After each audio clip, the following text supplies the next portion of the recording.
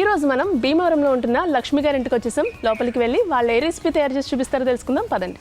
ఈరోజు మనం BCN గోదావరి రుచులు సీజన్ 2లో భాగంగా భీమవరంలో ఉంటున్న లక్ష్మి గారి ఇంటికి వచ్చేసాం. నమస్తే లక్ష్మి గారు. నమస్తే అమ్మా. ఏం చేస్తున్నారు, ఎలా ఉన్నారు? ఓకే, మరి రాజ్మా రైస్ తయారు చేసుకుందాం అండి. ఓకే, తయారు చేసుకునే ముందు కావాల్సిన పదార్థాలు ఒకసారి చూద్దాం. రాజ్మా రైస్ కావాల్సిన పదార్థాలు ఒకసారి చూద్దాం.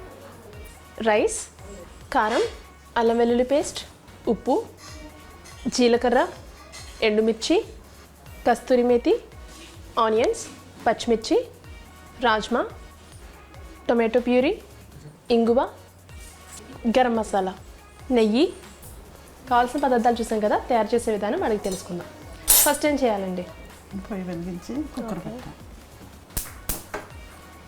కుక్కర్ పెట్టిన తర్వాత ఆయిల్ పోసుకో. ఓకే, 2 స్పూన్లు ఆయిల్ వేసుకో. చేయాలండి కొంచెం జీలకర్ర వేసుకో. ఓకే, జీలకర్ర, 2 ఎండుమిర్చి.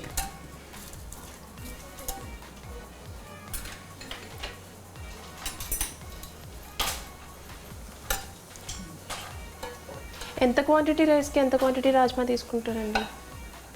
ఒక 2 గ్లాసులకి 50 గ్రాముల రాజ్మా.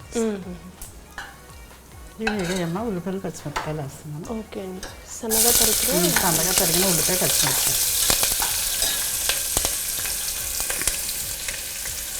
ఒక స్పూన్ అల్లం వెల్లుల్లి పేస్ట్. ఓకే,